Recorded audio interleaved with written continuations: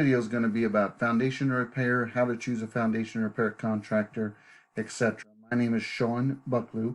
I own an in-house plumbing company in Garland, Texas, operating in the Garland, Texas, Dallas, Texas kind of surrounding area.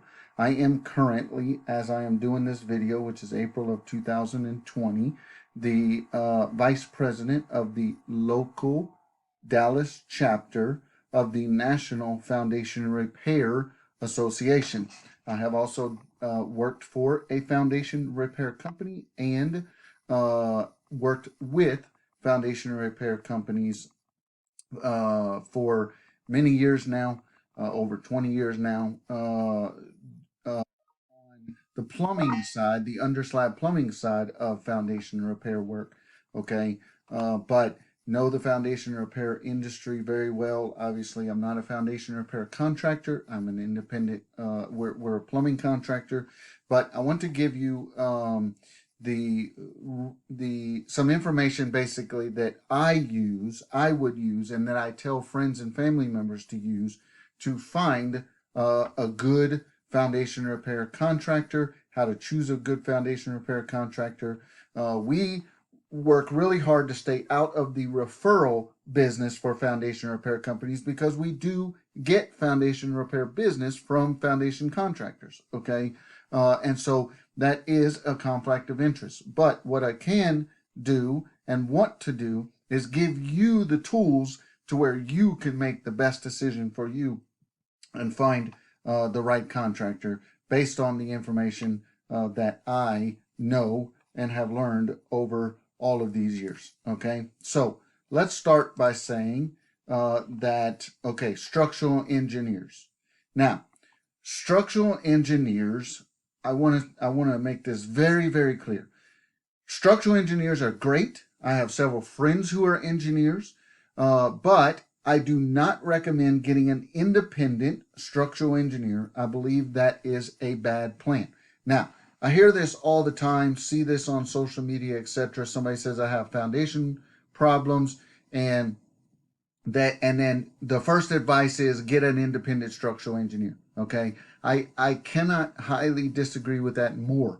Okay, it's a horrible plan in my opinion. Now again, I love structural engineers. I have friends that are structural engineers, and I believe that a structural engineer should be involved in every foundation repair process. Okay, but you hiring the structural engineer is a bad plan. You are paying a structural engineer for his opinion. For his opinion. Remember that. You can get 20 engineers, you will get 20 opinions. Same goes for the foundation repairs contractors as well. So I'm not picking on structural engineers. The truth is you get 20 foundation repair contractors out there, you're going to get 20 different opinions. You get 20 engineers out there, you're going to get 20 different opinions. It's all opinion, bottom line, okay? And it's all based on their knowledge and their understanding and their past experience, okay? But still, everybody has a different opinion as to what needs to be done and what is actually wrong right now, okay? So when you hire an independent structural engineer, the engineer creates the plan for the foundation contractor who will end up doing the work. The engineer has no liability if the plan does not work, but a good foundation company can come up with the plan. They can do that at no charge to you, so you can call multiple foundation repair companies and have them come out there, okay?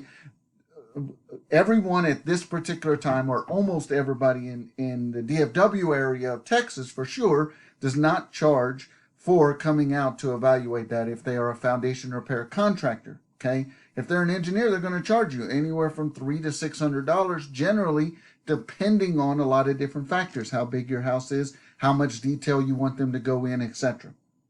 Okay, so the foundation company contractor can give you the exact same opinion. Okay, he can give you a plan on what he would do to fix it for no charge. Okay, now once that plan is come up with and you agree to do the work, an engineer can be hired by the foundation repair contractor. Okay, now is that engineer independent? This is what everybody says.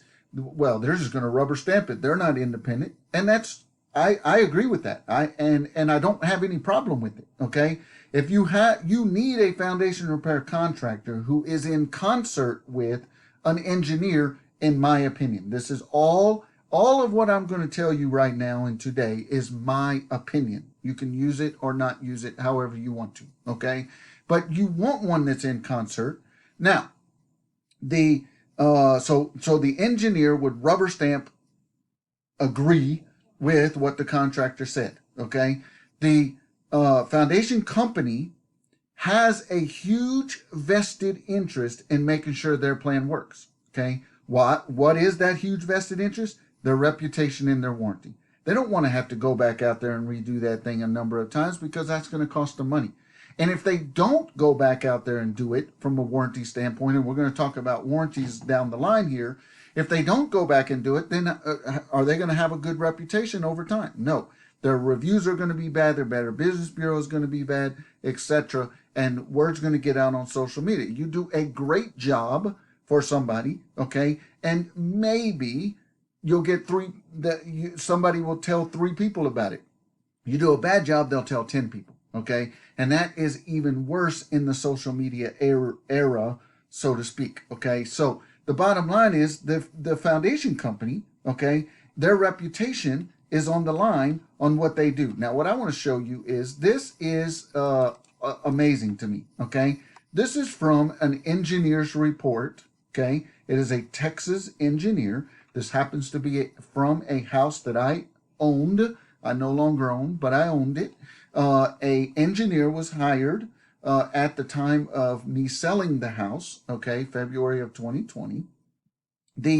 A couple of things in here. In the event that the information becomes available that could affect this conclusion, the conclusion that the engineer reached, then the office reserves the right to review and change some of its information. So they don't have all the information, okay? And they admit that in this situation. If you give them more information, the opinion could change. Number one. Number two, that everything they did was based on visual observations and the engineering judgment, okay? The engineering judgment. What's another word for that? His opinion, okay? Based on his training, etc., okay? Now, another thing that it says here is it is assumed that the foundation was constructed based on requirements of building codes and was inspected by local building officials during construction. This particular house was built in 1984. It is 2020. Okay, you can assume that all you want to, but was it? Nobody knows. Okay, now this is what I like the most and what I want to show you in this situation. No warranty is either expressed or implied as to the future performance of this structure. Liability is strictly limited to the fee charged for this report. So let's say this engineer charged $300 for this report. His liability, go back to him whenever you implement his plan when it doesn't work or if it doesn't work. And what's the chances of that? Pretty good, okay? When it doesn't work or if it doesn't work, you go back to him and you say, you're responsible for this. He's going to give you your money back at best. At best, he's going to give you your money back. Well, that doesn't help you when you just paid a lot of money to the foundation repair contractor to fix it, and now you got to have it refixed. That doesn't help you when you've got cracks and all of this kind of stuff in the outside exterior and the interior of the house, okay? And you've now got to fix that stuff. The $300 is nothing, okay? What really matters in the grand scheme of things is what is a reputable foundation contractor going to do, okay? And go with that foundation repair contractor. If he has an engineer in his pocket, quotation marks, so to speak, okay, fine. But if you choose that contractor from reputation and you trust that contractor, okay, then he's the one that has his neck on the line. He's the one that's going to have to make sure that the work gets done the way that it should actually get done. And if it doesn't, he's the one you're going to call back out. And he's not, and in his liability, okay, from a legality standpoint, okay, theoretically in court would be much more than an engineer's, number one, okay. Number two, his his liability from a reputation and warranty standpoint for his company is going to cost him a lot more than what you paid the engineer to do that. Okay, so on engineers, that is my opinion, and why is my opinion. Now, I get this all the time. Peer price. What is a good peer price? What is a good price per peer?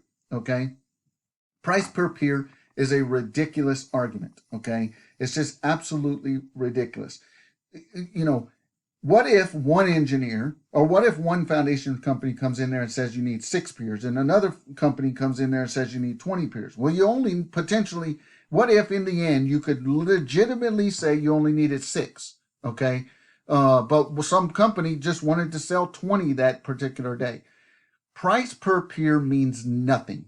It means absolutely nothing in the grand scheme of things. The only thing that actually matters is what needs to be done. Okay, so what acts? The bottom line is in any peer. So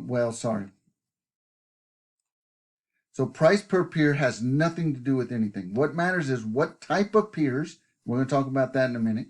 Where they put the peers, and why and how deep the peers actually go, and why they put the peers there, and then how deep the peers actually go. Okay, go cheap, and you can count on paying more now and later when they put extra peers you don't need, and they move quickly. The peers move quickly and have to be redone. Okay, so I found this. This is something I really like. Red Adair said, if you think it's expensive to hire a professional to do the job, wait until you hire an amateur.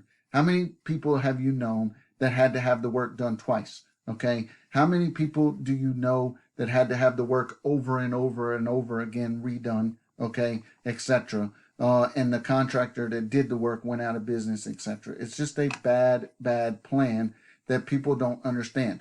Price, okay, you get what you pay for. You want a cheap price, you get what you pay for. Okay, it's not about price. Okay, it's about trusting the contractor, having a contractor that's going to stand behind what he says. Now, how do you find the right contractor? You look for their BBB, look on their Better Business Bureau information and see what's on there. Okay, look at their reviews, look at their website, their social media, and what they say in person when you come out there. You're looking, in my opinion, for a contractor with the heart of a teacher, not the heart of a salesman. Okay, are they trying to teach you something, or are they selling you something? There is a major difference between those situations. Now, let me say, as far as reviews goes, reviews are a good indicator. There's no doubt about that, but they should not be your only indicator. There's not a company in the world, and anybody that's honest would tell you there's not a person in the world, okay, who is perfect. It is not possible to be perfect. Do not look for perfection. It is not a bad thing, in my opinion, to have a bad review or even a bad complaint on Better Business Bureau. It's not a bad thing. Now, if all of their reviews and BBBs are bad, that's a problem. It's a pattern. It's not a one-time situation or a few-time situation. Nobody can please everybody. Nobody. It's not possible to please everybody. There's always going to be a problem.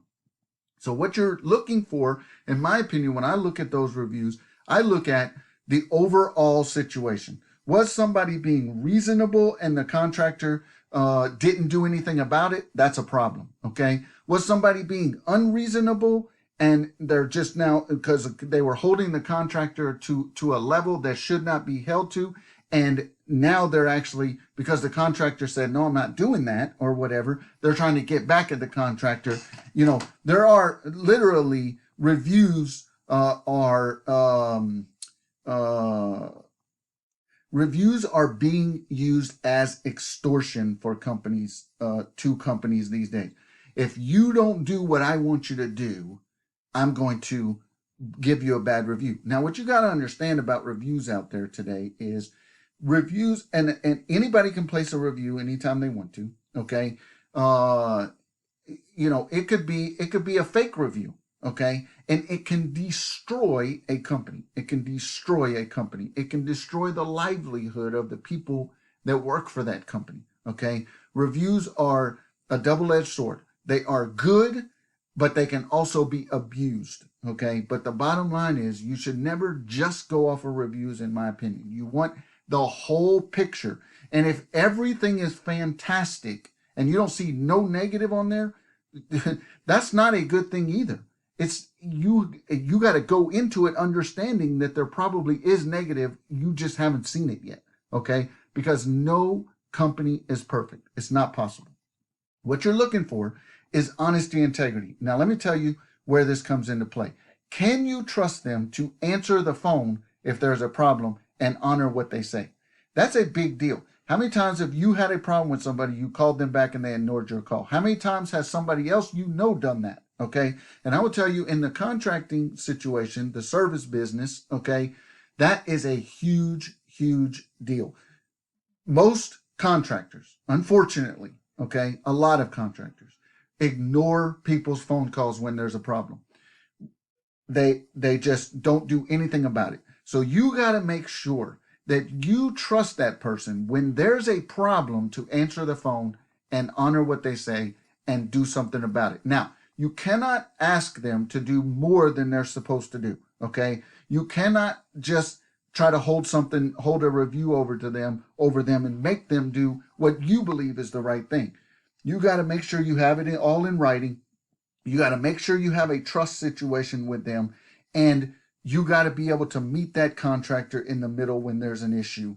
Okay, if it's not specifically spelled out, meet them in the middle. You should not make the contractor go all the way to your side of the situation when there's a problem. Okay, so you got to make sure you have you end up with a good relationship with that contractor and that you trust they're gonna do something. So what we call it here in our business, in the plumbing business, is when somebody calls with a problem, we want to know about that problem, big or small. We don't care what it is. We want to know about it.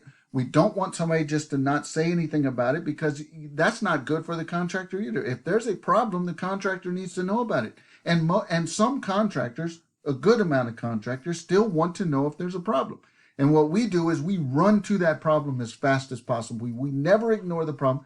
That doesn't mean that person can answer your phone call every single time that you call. If any business that gets 100 calls out there, okay, potentially is not going to be at one time is not going to be able to answer that call at that particular time, right? So not everybody can answer the phone every single time that it calls. We're the same way. Leave a message, and a good contractor will get back with you ASAP, and they will run to your problem. Okay. Now, the one thing that I would say about this situation, let me talk a little bit now about warranty. The warranty is only as good as the contractor doing the work. Okay, what do I mean by that? Anybody, and this is a big deal in the service business today, people are upping their warranties. Okay, where an industry standard may have been, like in the plumbing industry standard is a couple of months to 1 year. In the foundation business, a long time ago, they went to lifetime warranties. Okay. Well, the bottom line is, a lifetime warranty is only good as a contractor. If the contractor won't answer your phone, and trust me, I've had a house that had a warranty on foundation work. I bought the house. Work was done by the previous owner when they were selling it to me, or before they sold it to me. I bought the house, could never get a hold of the foundation contractor ever to transfer the warranty and or do any kind of work on the warranty, the foundation. Okay, so if they don't answer, the warranty means nothing. If they won't come out there and do anything about it, the warranty means nothing. If they come out there and they blame it on something else, the warranty means nothing. Okay, so I don't personally put a lot of stock in warranty. Okay, because here's another thing that I believe on warranty, and this is what we say all the time. I don't need a warranty on my work to stand behind anything that we did wrong. Okay, I don't need a warranty. If I find out 10 years from now that we did something wrong originally and it took us that long to find it out, I don't need a warranty to stand behind that and do nothing about it. I mean, do something about it. Okay, fix it at no charge to the homeowner. Good quality contractors, it's not about warranty. It doesn't matter. If you go with a good quality contractor and you can trust that they're a good quality contractor and they're not going to ignore your problems, okay, warranty means nothing. The other situation is, I used to say all the time, In the old days, a long time ago in the 90s, you had Honda cars and Hyundai cars. On Hyundai cars, you got a 5-year warranty, okay, 5 year, 60,000 miles. On a Honda, you got a 3-year, 36,000 mile, 3-year, 36,000 mile warranty. Well, which one did you want at the time? Now, Hyundai has come a long way since then, okay, but the bottom line is your Hyundai was sitting in the shop regularly, okay, so you never get to drive it. There's other things other than just, okay, yeah, they're going to potentially cover it, but if you don't get to drive it, and you got to have a rental car every single time you have an issue, you got to be inconvenienced to take it over there every single time. That's a problem. So just because you have a long warranty, okay, doesn't mean that's good work, doesn't mean that person is going to stand behind that work, okay? Warranty means nothing in the grand scheme of things. It only matters the contractor. You get a good contractor, he doesn't need a warranty to stand behind his work, okay, and do something that's right, okay? You get a bad contractor, the warranty won't be any good in anyway, okay? So now, this is what I tell people here. 6 opinions. I tell people call 6 contractors. You can give or take a little bit on that, okay? They're free. It's going to take you a little bit of time, okay? And there was a social media post a while back where somebody said, "Can I just skip the process? Give me a name of somebody I know is going to trust, and I don't want to worry about the process." Okay, there's a process to this, no matter what the situation is. Okay, you cannot skip the process. 6 opinions is what I say to call. Get those opinions. Usually, you can throw out the least expensive and the most expensive, but not always. Okay. Usually you can throw out the least expensive and the most expensive, but not always. Generally, look at the ones in the middle and see what they all agree on, and that is what you generally need done. Okay. Then just decide who you trust. Who do you trust? So let me give you some scenarios on this, okay, to think about. Okay. Now, here we've got a situation where we've got these pink deals and these blue deals are peers, okay? So if you get somebody out there, they're going to give you a similar drawing to this, and they're going to say, put these peers. These pink deals are also peers here, okay? And you can see the scale situation here, okay? So they, let's say that one guy comes in and says, you need all of these. And then let's say that another guy just says, oh, you just need these right here, just these parts here. And then another guy says, oh, you need this part over here. But then 3 other guys come in there and they say, you need, this situation right here. Well, you can pretty much guarantee that you need these, right? You need these. And then you just decide, who do you trust? Do you think that you should go all the way? Okay. Or do you think that that's enough? Okay. So you can get a good idea with this. This is the same house. Okay. Same situation. Some people will come back here and they'll say, oh, you need to pier the whole house. Okay. But then other people will say, no, you just need to do this section right here. Now, the one thing that's important to understand when you're talking about warranty, if they pier the whole house everywhere, all interior and everywhere, then basically your whole house is under foundation warranty. Your whole house is under foundation warranty. Okay. If they only pier 3 piers, okay, or let's say 6 piers, 1, 2, 3, 4, 5, 6, okay, and that's all they pier, and they don't do anything inside. If they come back and something in here is moved, they're going to have to add more. They can't fix it from the piers that they did out here. They're going to have to come in here and add more piers to be able to fix it. And generally, every foundation company is different, but I generally use the rule, the 10-foot rule, okay, give or take a little bit, something like that. If your problem is more than 10 feet away from the piers, they can't fix it from there. Okay.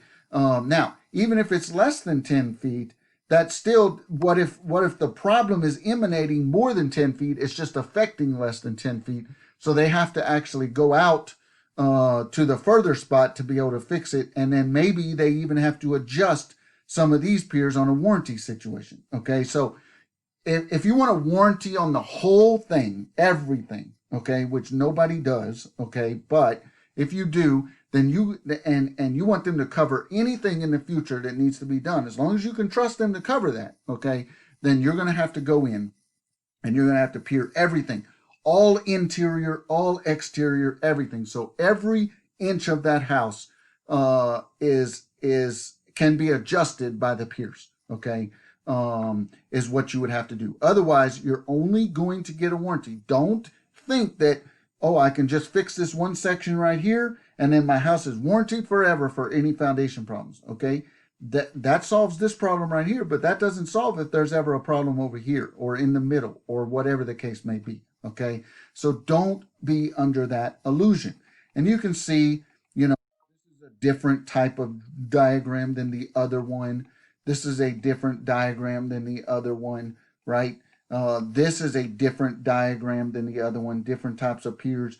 And so they'll all look different, but you're looking for mostly either X's, circles with something in the middle of them, some kind of shading, say new piers, adjust the piers that are already there. That type of situation, is see, these are existing piers, okay, here. So, there was pier work done at some point, and then more piers needed to be added later. So you did a little bit at one point, and then you added more later. Okay, so that is the way to look at those situations. Now, so I generally say get 6 opinions. You can usually throw out both ends. Okay, those are extremes on both ends, and then look in the middle. But again, look at what how does all of them overlap? Okay, is what you're looking for, and where that overlap is generally what you absolutely have to have, and then go with the person that you actually trust. Now, not all piers are the same. Generally, the best piers and the ones that hold the best, okay, are steel piers, helical piers, and drilled concrete piers. Steel piers, helical piers, and drilled concrete piers.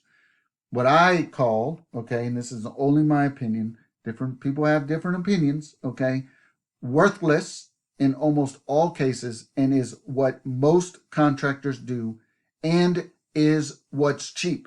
Okay, if you're looking for just a pier price and that's all you're looking for, the only thing that matters is pier price, cheapest price out there, press pilings are what you're generally going to get. Now, there is I have friends who believe that there is a use for each of these pier types in all kinds of situations. Okay, and generally I agree with that. Okay, but I can tell you, I would never recommend personally installing press pilings to anyone. Okay, now let's talk about this for a little bit. This is what's called a press piling. This is a cylinder. This is they put one cylinder on top of another cylinder, one cylinder on top of another cylinder. Okay, it looks something like this. Okay, where basically they just stack the pilings on top of them. Now, some companies have a cable that goes down the middle of those, rebar that goes down the middle of them, etc. Now,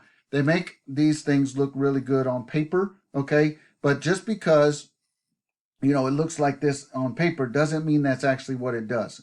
There are many situations where the pier actually goes sideways down underneath there, okay? And on these types of pilings, they use the weight of your house to lower the pier. The weight of your house to lower the pier. The problem is, if they can't lower the pier anymore because the weight of your house won't lower it, then they can't get the pier down any further than they actually got it, okay? And so that is an issue in the grand scheme of things, okay? So the bottom line is, any pier that does not go below the weather affected zone underground, so the soil that moves like crazy because of weather, it contracts when it's dry, okay, and it expands when it's wet. It will not support or stop the house from moving. Any pier that does not go down below the weather affected zone will not support or stop the house from moving.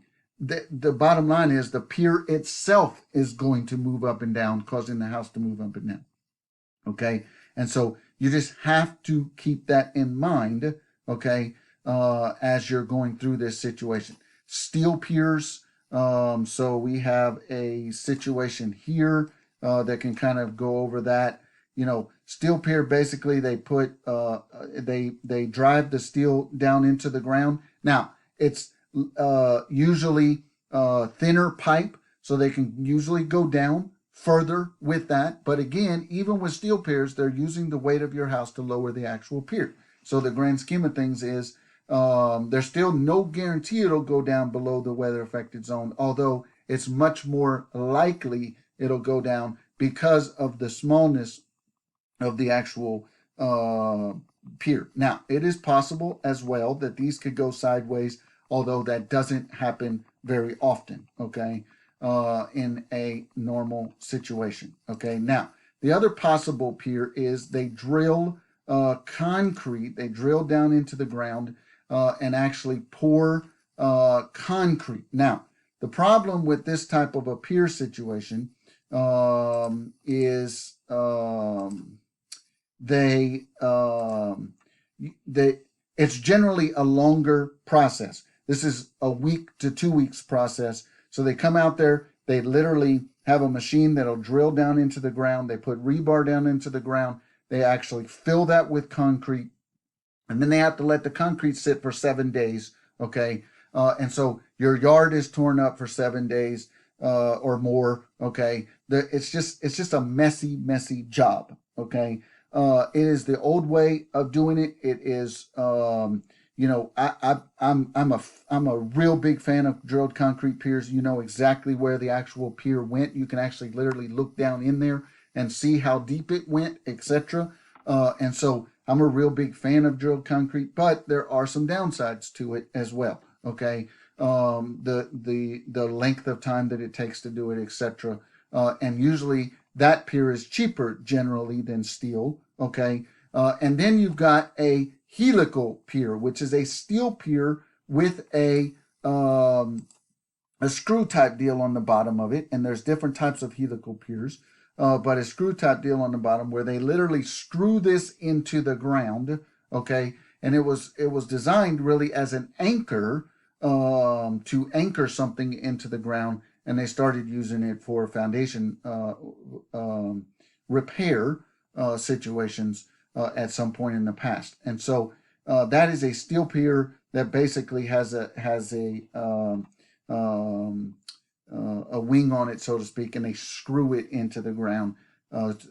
Generally, it's going to help a couple of different things to actually try to support the slab better. So the bottom line is, okay, on this, my general opinion is steel piers, helical piers, and drill piers. Helical is usually the most expensive. The least expensive generally is press pilings. That's the least expensive.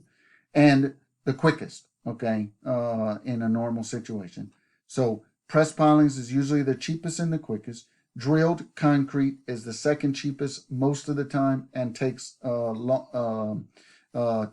longer to do. Okay, steel piers are the next least expensive generally, but they don't take too much longer than press pilings in a normal situation. Okay, and then helical piers generally the same kind of deal. They don't take too much longer, about the same amount as steel piers, give or take.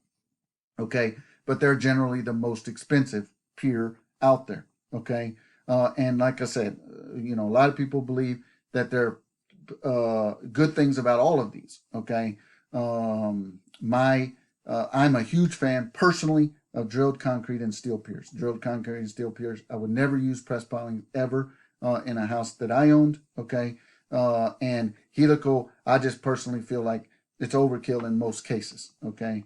But again, find a good contractor and go with what that person says. Okay, that is my general rule of thumb on these situations. Now, if you go cheap and you count on paying more, and then you should count on paying more now and later when they put in extra piers. So just keep that in mind. We've already talked about warranty. Another thing I want to address is foundation repair contractor addresses and names. There are several companies, especially in the Dallas-Fort Worth area, and this could be literally anywhere, that have similar names. They're independent companies. They're independent companies. They don't have anything to do with each other, but they have similar names. Also, there are the reverse of that situation where you've got 2 or 3 or 4 completely different names, but they're actually the same company. Okay. So what I tell people is look at the address. Look at the address. Okay.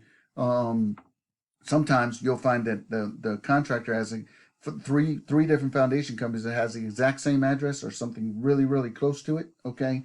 They're the same company in some cases. Okay. Just you need to understand that, because what you need to understand is if you want to get 6 estimates, okay, and you call one company that has 3 different company names, you're really only getting one company's opinion out of those 3 situations. Okay, so that's why you need to understand that. Now, the other things to consider that are important, okay, and most people do not consider these situations, okay, are rainwater drainage. You need to keep water away from the foundation, okay? Gutters, that will also help with keeping water away from the foundation, okay? If you got a pooling spot around the foundation, even a small pooling spot, okay, that's not good for the foundation at all. So you've got to keep water, excess water, away from the foundation at all times. Roots can cause problems to foundations, okay?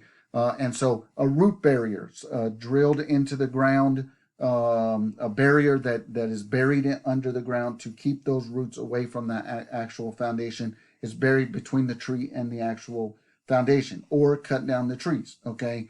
You got to do something, okay, to keep those roots out from underneath the house. Roots grow to water, and they take a lot of moisture, a lot of water out from underneath the foundation, okay? And so you just got to think about those situations as well. Not good for the foundation. Foundation watering system. So Google DIY foundation watering system. There is a video on there done by somebody, another member of the Foundation Repair Company Association that we know, and 8 minutes and 45 seconds, 8 minutes and 45-second video, fantastic video. Go on there and it'll tell you exactly how to do your own foundation watering system. What this will do is keep your foundation moist at all times, okay, consistently the right moisture, okay. Really good. It'll cost you a couple $100, and highly recommend that situation. Now, one thing I want to say about this is on your types of piers, especially selling houses. These days, a lot of foundation work is done when the house is bought or sold. And so now, as a seller, the seller doesn't want to do anything more than they absolutely have to. Okay, that's just a fact. Think of yourself in that situation. Now, I'm different. I firmly believe that if everybody selling a house looked at it from the buyer's perspective, we would have a different world here. But unfortunately, I'm different. That's not what normal people do. Normal people, I'm selling a house. I only want to do what I have to. I don't want to do nothing. Some people cover it up, etc. And then other people, they just go with the absolute cheapest situation possible. If you're buying a house, okay, and somebody just is going to do foundation work, they either just did foundation or they're going to do foundation, and they did pressed pilings, you've got to understand there is a very, very, very, very good chance, okay, that foundation is going to move again, okay, and you're going to have to deal with that on the backside. So you just have to keep that in mind and understand that when you're going into it, that they were only responsible to fix the problem at that particular time. And they did that. But if it wasn't below the weather affected zone, as soon as the soil moves again, that foundation and that pier is going to move again. Okay, so it solved the problem right now, but that doesn't mean it solved the problem forever. Now, truth of the matter is, all piers are like that. Nobody can guarantee a pier for life to never move again. They just can't. Nobody can. Okay, so all piers are like that. It's just much more likely on the press piling situation. I know a company in town that 50% of what they do, okay, they're a press piling company, 50% of what they do they have to go back to. Okay, 50%. They keep a warranty crew on staff at all times. That's all they do is warranty work. Okay, but remember, every time they come out there, yeah, they might be adjusting it, but they're coming out there, and you got cracks in your walls, etc., cracks in your brick siding, etc., on the outside. So you just have to keep that in mind. Now, one last thing that I will say here is, if you're buying a house, okay, and it's got cast iron pipe underneath it, cast iron sewer pipe. That is another thing that I did not list here, but other things to consider is a leak under the slab. Okay, a leak under the slab.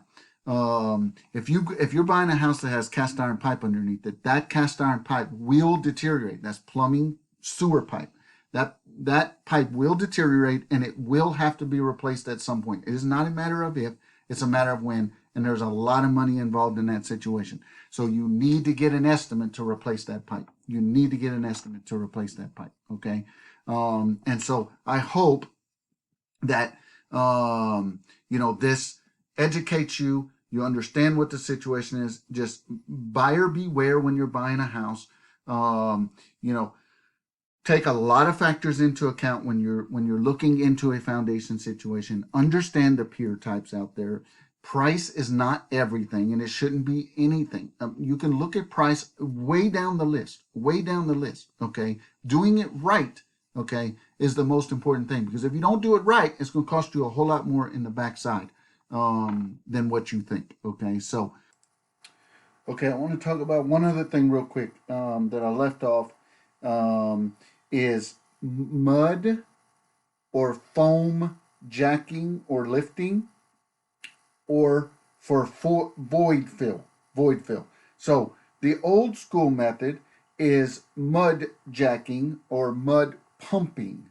Mud jacking or mud pumping. Now, what that is mud. It's a sandy loam soil with a little bit of Portland cement mixed into it. They pump it into from the street, literally in a pumping truck, or sometimes they have a little small cart, pumping cart type deal that they can bring literally close to your house, and they pump it from there. But literally, they're pumping this mud through a hose underneath the house. Okay, the new school method is a foam product that basically it's a couple of different chemicals that they mix up together. It creates a foam. They pump it through a hose, and it goes underneath the house. Now, there is a potential place for this. They use this a lot for filling voids. So if you had a void space underneath your house, then potentially they can use it to fill that void.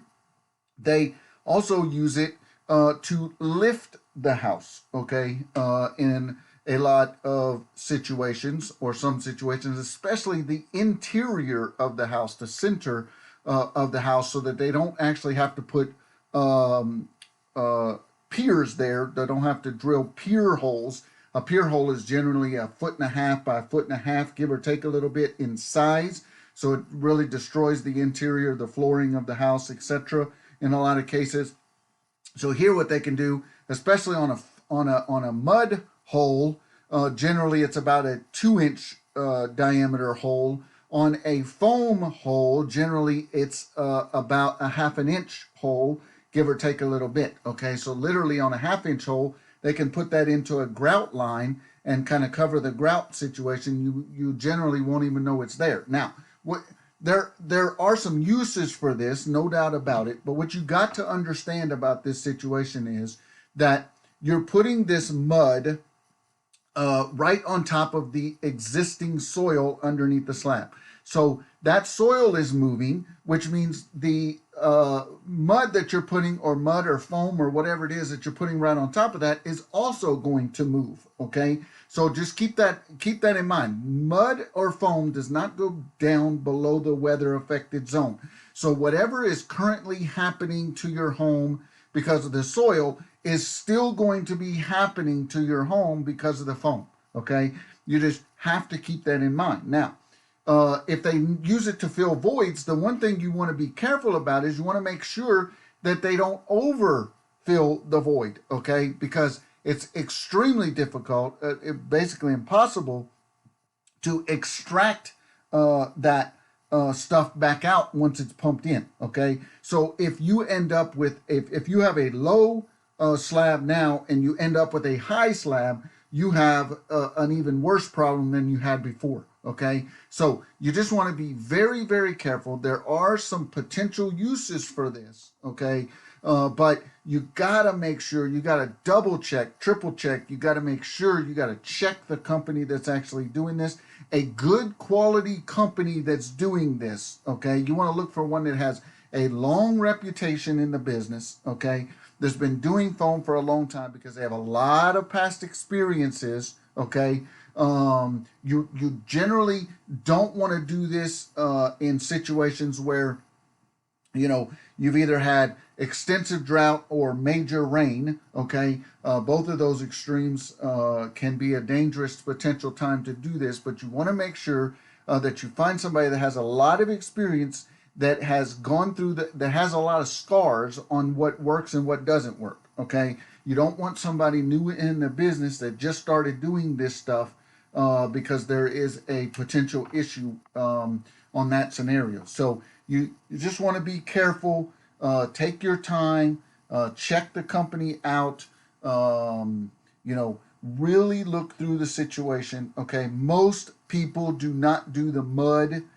There are a few companies still left doing mud. The overwhelming majority of people now are doing foam. Okay, it's just a new school method.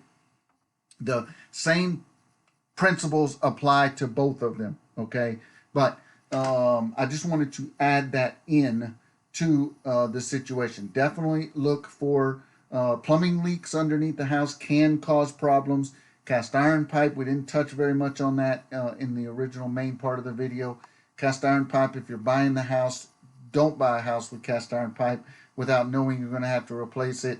And the mud or foam, either pumping generally is they're just filling voids. Jacking means they're lifting with that foam, etc. Now they can there's people now using the foam to lift outside concretes. Okay, you see some foam companies literally lifting highways. Okay, and adjusting highways with that foam. Okay, so there's a lot of different uses for this foam, but one use is on the foundation side of things. Okay, a good quality foam contractor is going to tell you their limitations. Okay, and if they tell you it's not a good idea, it's not a good idea. Okay, they're going to tell you that because you're going to call them back. Okay, if somebody just comes in there and says, yeah, this will be fine, doesn't give you any information about why it's going to be fine, it's not a company you want to go with.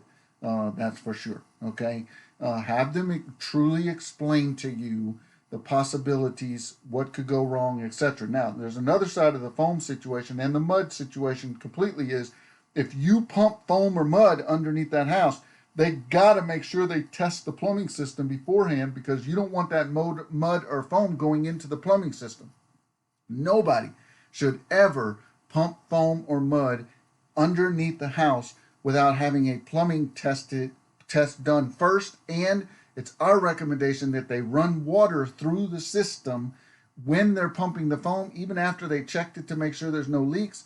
When they're actually pumping the foam or the mud, you want to make sure they're running water through the system in all places and that they have a dedicated person watching the sewer system to make sure that nothing gets in there while they're actually doing it, especially if they're lifting the foundation with the actual foam, because the issue with that is if they're lifting, anytime you lift and level a house, you've got a possibility of pulling plumbing pipes apart. Okay, so whether that be from a pier or from putting piers or from doing the foam. So you want to make sure nothing happened during the lifting process, during the foam process, that created a leak, even if there wasn't one beforehand.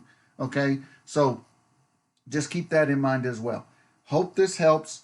If you need and that you got all the information that you actually need and it really helped you out. Thank you so much. Have a great day.